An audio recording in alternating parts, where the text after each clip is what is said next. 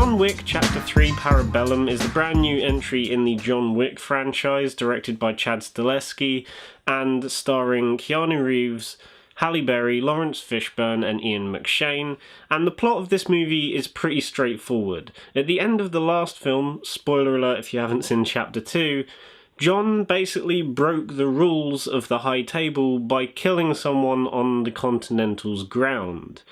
This now means he has a bounty of $14 million on his head, and it kind of sets up the plot for this movie. He's on the run with only a few minutes left to spare, and once the clock hits 6, almost every assassin in the world will be out to get him.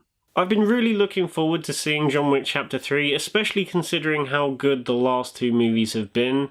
So I was pretty much expecting the same level of quality in this movie as we got in the last two.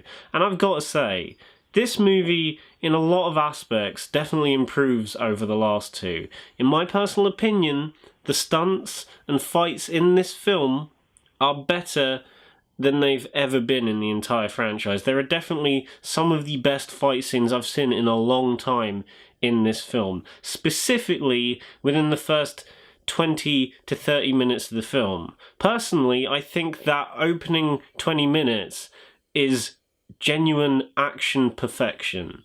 Some of the stunts they are able to do and the way they are delivered are just so satisfying and are really, really well choreographed. Not just from the fight aspect, but the way they're shot as well is just such an improvement over the first two. And the camera work has always been something that gets a lot of praise in the John Wick films because they tend to use a lot of wide shots rather than shaky cam and close-ups.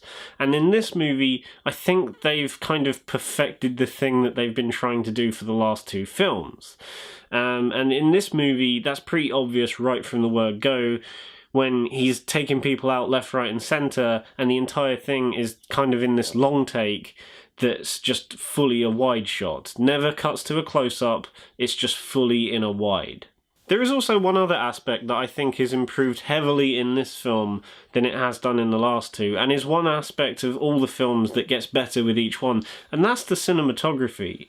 Because I've got to say, John Wick Chapter 3 is probably one of the most visually interesting and even, so to say, gorgeous looking action films I think I've seen in a long time. A lot of the time when you get more generic action films, it feels like the cinematography was a bit of an afterthought. They tend to go for this really grey, depressing, realistic, gritty tone, and it really does nothing to the eyes. It's not very pleasing.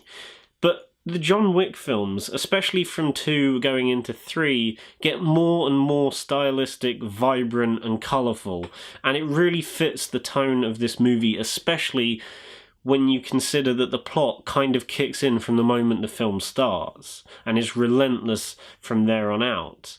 So yeah, I think the cinematography is something that I think should get a bit more appreciation with this film, because for an action movie of this type, it's kind of stunning. The acting is great as it usually is. Keanu Reeves is brilliant in the dramatic moments, as well as the fight scenes, of course. And I've always thought that the John Wick films has probably been the best example of showcasing his acting chops, because yeah, he's good in The Matrix, yeah, he's good in Speed, but here, in this franchise, he really gets to go to places that I've very rarely seen him go to in his other roles. And with this movie, yeah, you don't get as much of the emotional stuff as you do in, say, the first film, but that being said, the anger and the emotion behind that character is still there in aplenty. You also have people like Halle Berry, who comes in about in the halfway point of this movie. She's really good for what little time she's on screen for, and she gets a really kick-ass scene during the film as well, especially regarding 2 attack dogs that she has. That scene is brutal, to say the least. If I had to pick out a criticism for John Wick Chapter 3, I would say it starts to lose momentum a bit during the middle section of the film. You have the great first act, which skyrockets it to like some of the best action I've seen all decade, Then, as it keeps going, it doesn't quite know how to keep the film going, thus losing momentum. But then the final act happens, and it definitely picks up again when you get to there.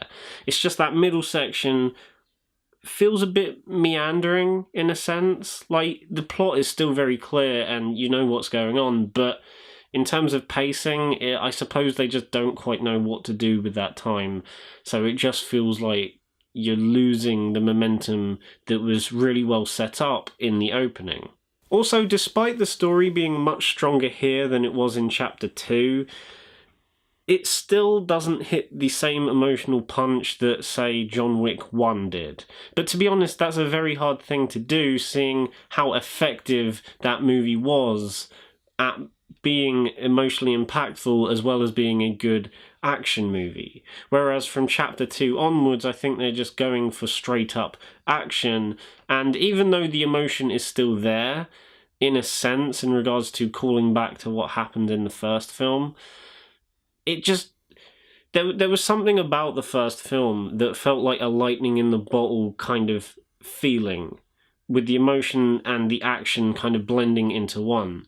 But whereas with this film, they do still call back to it, but it just doesn't have the same oomph as before. And I don't think that's what they're going for, but it would be nice if it did have a bit more of a punch. But to be honest, the first film did it so well that I'm not as bothered that the second and the third film don't address it as much.